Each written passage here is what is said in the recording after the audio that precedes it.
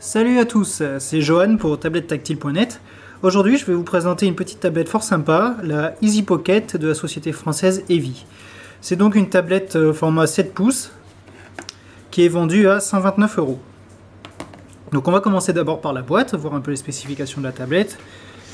Donc la boîte, comme vous pouvez le voir, le design est franchement simple, épuré, mais franchement, moi j'ai trouvé ça appréciable. Comparé à certaines marques qui font des boîtes plutôt flashy, pas géniales, la boîte finalement représente relativement bien la tablette et sa conception. C'est simple, mais c'est super efficace. Donc au niveau des spécifications, on a donc une tablette avec un écran 7 pouces en résolution de 1024 par 600. C'est du standard. L'écran est IPS en plus, donc ça gâche rien. Elle est équipée avec le Wi-Fi, ça aussi c'est du classique. Au niveau du processeur, on a un Cortex A9, c'est un Wonder Media, le 8850 pour être précis. C'est un monocore, donc c'est vrai que au début ça choque un peu dans notre époque où on en est déjà au double cœur un peu partout et bientôt au quad-core. Mais franchement, il tourne super bien, comme vous le verrez dans le test, c'est même plus efficace que certaines tablettes dual-core que j'ai pu tester. Au niveau du GPU, c'est le Mali 400 qui est utilisé, donc il est assez courant sur les tablettes d'entrée de gamme, il fonctionne très bien, c'est pas du Tegra 3, mais ça fait tourner pas mal de jeux 3D et puis ça carbure bien. On a 1 Go de RAM, donc ça aussi c'est du classique. On a 8 Go de mémoire interne. Pour le prix, franchement, bon, on a rarement mieux, il n'y a pas de tablette à 16 Go en général à 130 €. Au niveau du port, on a un port micro SD jusqu'à 32 Go, c'est du classique. Le port mini USB, donc à savoir par contre qu'il ne prend pas la charge. Il faut passer uniquement par le secteur pour charger la tablette, c'est bien dommage. On a un port HDMI 1.4, donc c'est du mini HDMI pour brancher la tablette à une télévision et regarder une vidéo, des photos en HD. On a deux webcams, une en façade qui fait 0,3 mégapixels, bon ça suffira pour la visio. Au dos on a 2 mégapixels, donc là pareil on reste dans du classique, ça fait maintenant plusieurs années qu'on retrouve ces résolutions sur les caméras. On voit si c'est utile ou pas, bon, la présence est là, c'est déjà ça. Et on a aussi le microphone, pareil pour la visio. Voilà, donc comme je le disais, c'est vraiment très épuré, c'est simple, pour 130 €. Au début, je me suis dit, ça peut être moyen, mais franchement, vous verrez qu'à l'utilisation, il y a plein de bonnes idées, et cette tablette est franchement pas mal. Au niveau du contenu de la boîte, c'est par contre assez limité. On retrouve donc le câble pour brancher l'OTG. Donc ça se branche via le mini USB, naturellement. Vous pouvez ensuite brancher une souris USB, un clavier USB ou une clé USB pour des données. Une clé 3G aussi, parce que la tablette peut gérer les clés 3G. Par contre, j'ai tenté avec un disque externe. Manque de bol, ça manque de puissance au niveau du courant et ça n'a pas pu faire fonctionner le disque. Donc c'est un peu dommage. Mais bon, pareil encore, pour le prix, on ne peut pas non plus s'attendre à trouver franchement que tout marche. Ensuite, on a le câble USB pour le transfert. Voilà, donc pareil, donc du mini USB. Comme je disais tout à l'heure, ça ne sert pas à la charge, c'est bien dommage. Pour la charge, donc, il faudra passer par le secteur. Alors par contre, ce qui est pas mal dans la boîte, c'est la notice, qui est franchement super bien faite. Elle est comme la boîte et comme la tablette elle-même, elle est super simple mais super efficace. Comme vous voyez, c'est tout en couleur. C'est franchement sympa, c'est super bien expliqué de A à Z. Les débutants prendront vite la tablette en main. Franchement, je trouve que c'est trop rare. Des notices comme ça, il en faudra vraiment plus souvent. Donc moi j'ai adoré la notice, franchement les constructeurs, les concurrents devraient en prendre exemple. Parce que c'est très rare, souvent on n'en a même pas. Et c'est vrai que pour un débutant, ça peut être assez déstabilisant, le système Android une première fois. Après, ce qui est regrettable que dans cette boîte, il n'y a pas, c'est... on n'a pas de lingette déjà de nettoyage, parce que l'écran prend beaucoup les traces. Et ensuite, on n'a pas de cordon HDMI. Bon, c'est vrai que c'est assez rare encore dans cette gamme de prix qu'on en a, mais ça aurait été un petit plus qui aurait fait encore plus la différence. Donc ensuite, pour la tablette en elle-même, donc comme on a vu, c'est du 7 pouces, au format 16/9. Alors oui, le dos, je sais, ça ressemble beaucoup à une Galaxy Tab. C'est de l'aluminium, alors ça c'est franchement classe, à 130 €. Moi j'avoue que je me suis régalé avec l'aluminium, c'est super bien fait, les finitions sont impeccables. La tablette est quand même super fine. Ici on a le haut-parleur. Donc on verra tout à l'heure son efficacité. Bon, il a le mérite d'exister, mais il n'est pas super folichon comme souvent sur les tablettes comme ça d'entrée de gamme. Au niveau de l'écran, comme vous voyez, c'est une dalle unie. c'est très bien. Par contre, il a vite tendance à prendre les traces. Et il prend la poussière, il prend vite les traces de doigts. Ça, c'est un peu dommage. Et là, de ce côté, on a tous les boutons et la connectique. Donc là, on a la prise pour le secteur. On a le port mini USB. Pardon, micro USB, excusez-moi. On a le mini HDMI. On a le port SD avec au-dessus les boutons de volume. Alors là, la petite coquille de conception, c'est que le volume est inversé. Donc on a le plus vers le bas et le moins vers le haut. Quand on tient la tablette, c'est franchement déstabilisant au début. Même quand on la tient en mode portrait, c'est pas évident. Donc ça, j'avoue que c'est une petite coquille de conception, ça aurait quand même pu être évité, je pense. Bon, tant pis, hein, on va pas non plus en faire tout un drame. Là, on a les microphones. Ici, c'est le bouton power. Là, le bouton reset. Et là, on a la prise jack pour un casque. Donc à savoir que la tablette aussi n'est pas équipée de Bluetooth. Mais bon, ça, c'est pas forcément le premier argument de vente, enfin du moins pour moi. Là, on a la webcam. Hein. Celle-là, donc, elle fait 0,3 mégapixels. Et au dos, on a la webcam de 2 mégapixels. Voilà. Donc franchement, la conception est super. La tablette est super fine, super légère. C'est très agréable.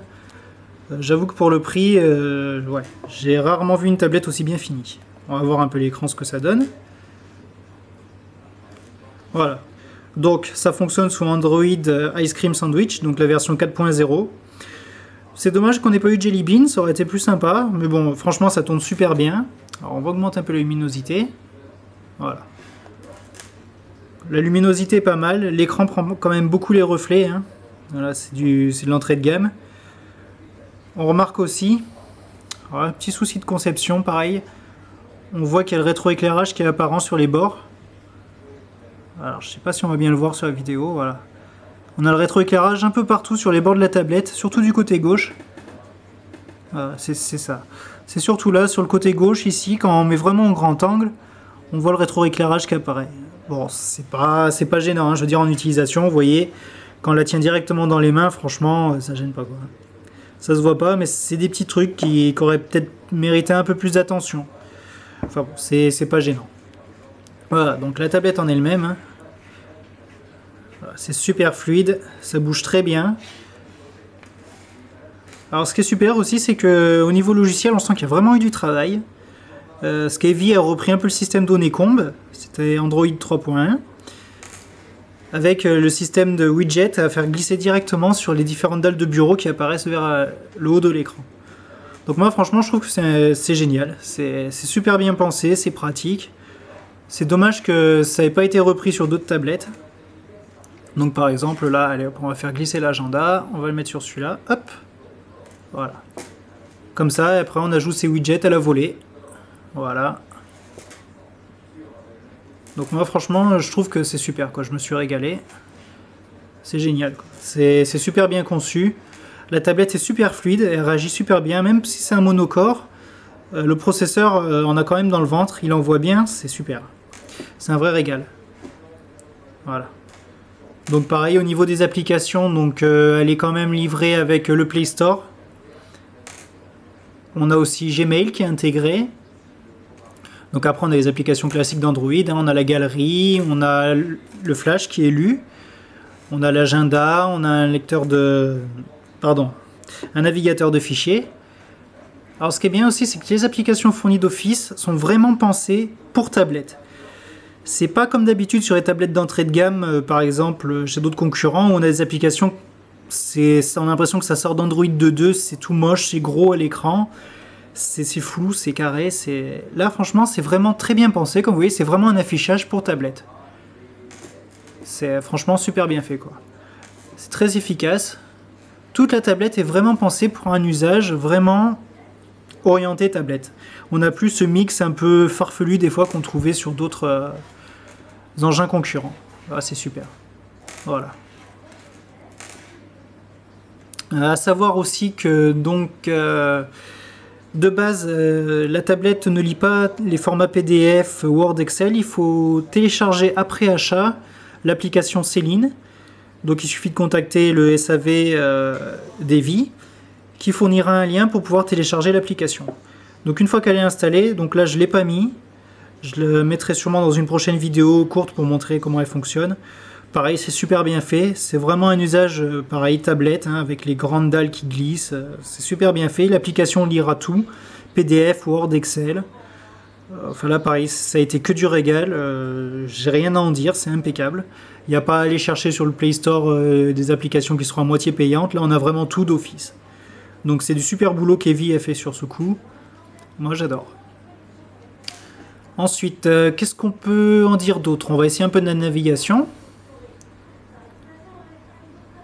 Donc là, pareil, la navigation, c'est correct. Pour du monocore, c'est correct. Alors, on va aller sur tablette tactile. On va rester classique. Donc, comme je le disais, le flash est géré. Voilà, hop. Flash est encore géré, donc on peut lire les vidéos. Ça reste quand même parfois assez long à charger et assez lourd. D'ailleurs, je recommande plutôt d'utiliser le navigateur de base, hein, celui que j'utilise actuellement, parce qu'il est plus rapide finalement que Chrome, qui est aussi préinstallé. Mais je sais pas pourquoi, Chrome est vraiment très lent, très lourd. C'est pas super d'utilisation comparé à ça. Voilà. Comme vous voyez, quand même, les pages chargent super vite. Hop. Bon, c'est vrai que sur tablette tactile, on peut plus zoomer parce que c'est adapté directement à la tablette. Enfin, vous voyez, c'est quand même super rapide, quoi, hein. Ça réagit très bien, très vite. On va prendre un article au hasard. Hop.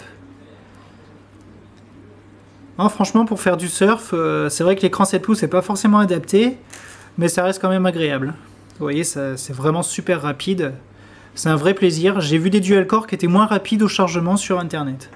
Donc on sent qu'il y a vraiment un souci d'optimisation. Moi, j'ai vraiment apprécié. On va maintenant essayer de voir auprès des vidéos en flash. Donc là, c'est peut-être un peu plus problématique pour la tablette. On va essayer vidéo de Canal+. C'est vrai que là, elle a peut-être un peu plus de mal à réagir sur certains chargements.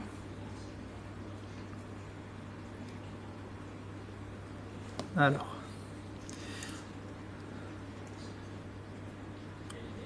Et encore, ça reste quand même relativement fluide. Mais bon, on voit quand même que quand il y a beaucoup de flash, comme sur Canal+, où il n'y a que de ça, ça commence quand même vite à montrer ses limites. Alors, on voit que ça prend quand même plus de temps. Mais vous voyez, au niveau du zoom des zooms, c'est nickel. Hein. Franchement, voilà. Bon, on va essayer de voir les guignols, par exemple. Allez, au hasard.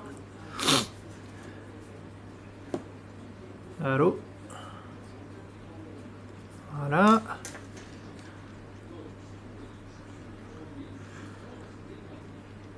Donc là, c'est vrai que franchement, dès que ça passe sur des sites un peu plus gros, on voit quand même un peu les limites du processeur. À savoir qu'aussi que si vous utilisez la tablette rapidement, enfin, beaucoup la tablette, elle va vite tendance à chauffer du côté droit. Et ça devient vraiment quand même très chaud, quoi. J'ai vu plus chaud, mais c'est vrai que c'est vraiment limite. Ça devient assez désagréable à tenir sur du long terme, quoi. Et le problème, c'est que ça soit surf ou vidéo HD, ça va vite chauffer, quoi. C'est vraiment ça qui est dommage.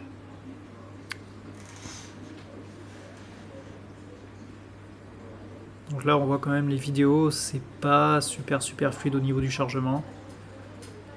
Après, voilà, j'avoue que pour avoir des vidéos flash, j'ai dû un peu jongler entre différents navigateurs. Par exemple, le Chrome, il y en a qui me chargeaient pas du tout, alors que sur le navigateur Android, ça fonctionnait très bien. Et inversement, donc là c'est à vous de voir. De toute façon, comme je disais, le Play Store est préinstallé. Il est très complet malgré quelques applications qui sont incompatibles. Mais dans l'ensemble, ça reste décent. Voilà. Donc là on a quand même pas mal attendu pour avoir la vidéo, hein, quasiment 2 minutes. Il va falloir être patient. Mais vous voyez quand même la vidéo est fluide, ça rame pas. Ça reste pas mal. Bon, on va monter un peu le son, on va voir ce que ça donne. Alors, pour monter, naturellement, on appuie vers le bas.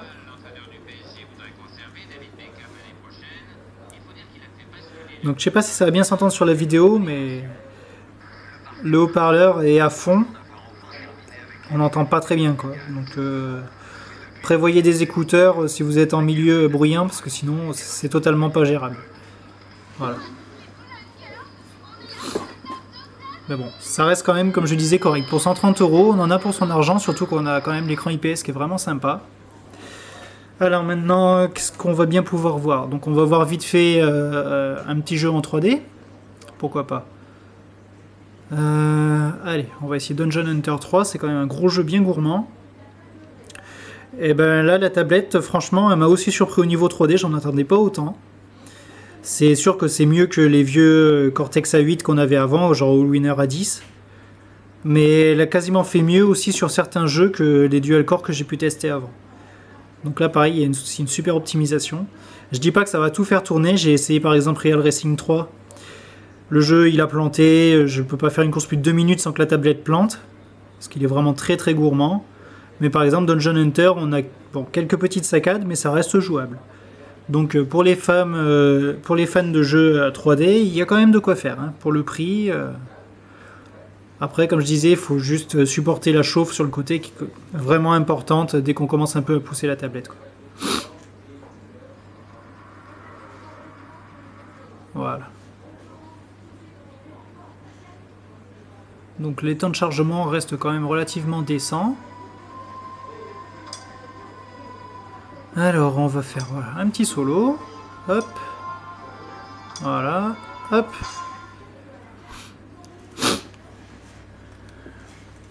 Donc pour tout ce qui est jeu comme Dead Trigger et tout, pareil, ça tourne relativement bien. Il y a quelques saccades, mais ça reste vraiment correct. Voilà. Hop. Voilà. Le temps que ça se lance, c'est un peu mou du genou.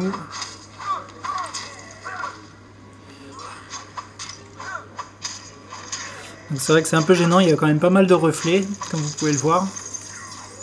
Mais avec l'écran, ça reste quand même joli. Pour ce prix, j'avoue que j'en attendais vraiment pas autant de ce côté. Même performance 3D, c'est très bien. Pour ce qui est des jeux 2D, faut savoir qu'il y a Angry Birds Space qui est déjà inclus sur la tablette. Bon, naturellement, hein, ça tourne très bien. Ça aurait été naze que ça tourne pas. Ça m'aurait fait un peu peur, j'avoue.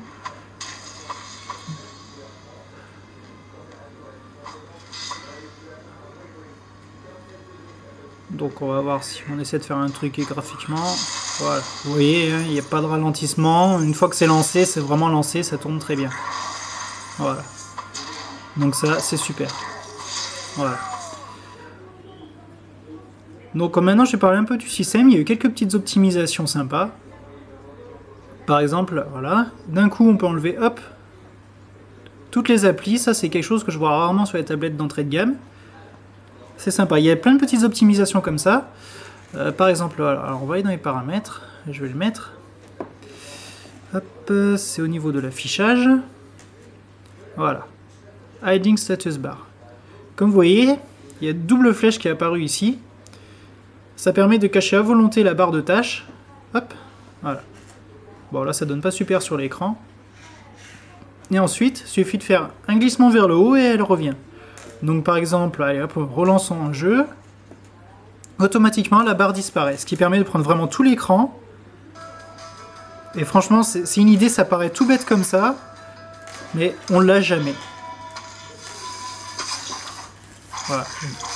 Comme vous voyez, ça gère jusqu'à 5 points, sans problème. Franchement, je trouve que c'est nickel. Et hop, on fait un glissement. Bon, le problème, c'est que quand on reglisse vers le haut, l'écran ne s'adapte pas à la barre. C'est pas bien gênant, puisqu'en général, on peut retourner par un moyen ou un autre. Mais franchement, c'est une petite idée, ça paraît tout bête. Mais sur une tablette, ça change la vie, quoi. Moi, j'avoue que j'ai du mal à m'en passer maintenant. C'est nickel, quoi. Et toute la tablette, on sent qu'il y a l'optimisation comme ça, sur tout, sur toutes les applications.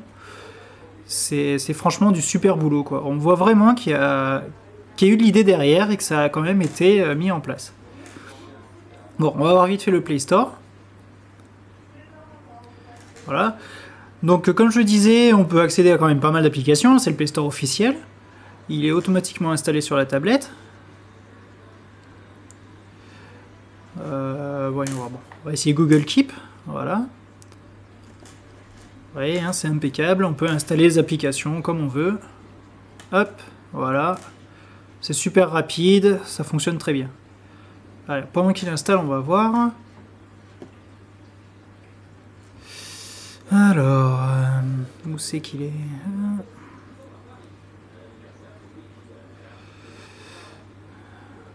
Alors oui, j'ai installé beaucoup de jeux, je sais, je suis un vrai geek. Bon, on va essayer par une recherche manuelle. Je vais vous montrer qu'il y a quelques applications qui ne fonctionnent pas. Alors j'avoue que je comprends pas trop pourquoi certaines ne sont pas possibles à accéder, par exemple Google+. Parce qu'il me semble pas que ça soit spécialement lourd ou quoi que ce soit. Ah bah ça y est, il est compatible. Bon bah on a de la chance que l'autre jour quand j'y suis allé, c'était marqué que l'appareil n'est pas compatible. Bon bah c'est impeccable. Sachez quand même qu'il y a quelques applications qui fonctionneront pas avec l'appareil. Pourtant c'est pas des grosses applications qui prennent beaucoup de place ou qui demandent beaucoup de performance, donc je sais pas trop pourquoi. Bon, ce qu'il faut savoir quand même que c'est à la base c'est une matériel chinois qui a été quand même un peu retravaillé. Bon, ça vient sûrement de là parce qu'à la base c'était pas spécialement compatible. Mais dans l'ensemble, il y a vraiment de quoi s'éclater et trouver son bonheur. J'avoue que... Voilà. Pour 130 €, il y a vraiment de quoi s'éclater. Vous voyez, ça répond super vite. C'est nickel, quoi. Hein. Franchement, elle est super rapide. Ça change vraiment des vieilles tablettes poussives sous Cortex A8. C'est vraiment du bon boulot qu'ils ont fait chez Heavy. Le seul reproche que j'aurais à faire, en fait, avec cette tablette, c'est l'autonomie. Alors, mon modèle de test est visiblement défectueux. Il y a des avis assez partagés sur le net, mais voilà, l'autonomie, quand j'ai fait le test, j'ai tenu à peine 2h30 avec une vidéo HD en boucle, avec l'écran à 50% et les notifications activées. C'est franchement très faible, sachant que sur le site d'Heavy, ils indiquent 7 heures d'utilisation en bureautique, il me semble, et 15 heures en musique. Honnêtement, avec la mienne, j'ai jamais réussi à dépasser plus de 3 heures d'autonomie sans trop forcer, quoi. Il n'y a que quand je la mets en veille que je peux dépasser plusieurs heures. Alors je pense que c'est mon modèle qui est défectueux, puisque déjà mon autonomie descend de 5% en 5%. Ça c'est pas normal. Donc sur le net, comme je disais, c'est assez partagé. Certains disent qu'ils obtiennent sans problème 7 ou 8 heures, après plusieurs cycles de charge et de décharge de la batterie. Par contre, d'autres utilisateurs ont fait état sur le forum même du site Heavy, pareil, d'autonomie qui dépassait difficilement les 3 heures. Donc dans ce genre de cas, si vous acquérez une de ces tablettes et que vous voyez vraiment que votre autonomie ne réussit pas à monter, faites-en part sur le site de support, il est très réactif. Vous aurez quelques astuces. Sinon, n'hésitez pas à repasser au SAV. Après voilà, ce qu'il faut se dire aussi, c'est qu'il y a quand même du super matos. Pour ce que j'ai pu tester, c'est franchement une super tablette. Pour 130 €, on ne peut pas non plus s'attendre à tout avoir, mais c'est vrai que l'autonomie est quand même vraiment basse et ça c'est particulièrement gênant. J'avoue que c'est en fait le seul reproche réel que j'ai à faire à cette tablette, tant le reste m'a vraiment plu, quoi. J'avoue que si je devais choisir une tablette 7 pouces à moins de 150 €, je m'orienterais sans hésiter vers la Easy Pocket. Voilà. Donc je pense que j'ai fait le tour. Voilà, comme on voit, c'est franchement une super tablette. Il y a plein de petites idées super exploitées, très bien faites. C'est super réactif, ça répond très bien. Voilà. Donc on a du système Android pur, hein, une pure expérience sans surcouche. Voilà, franchement, je ne peux que la conseiller. Si on réussit à faire face à l'autonomie et quelques petits défauts de fabrication comme le rétroéclairage par exemple, la chauffe aussi qui est quand même assez intense au bout d'un moment. Dans l'ensemble, c'est franchement une super tablette. Voilà, donc à recommander. Sur ce, je vous dis au revoir et à la prochaine. Allez, ciao!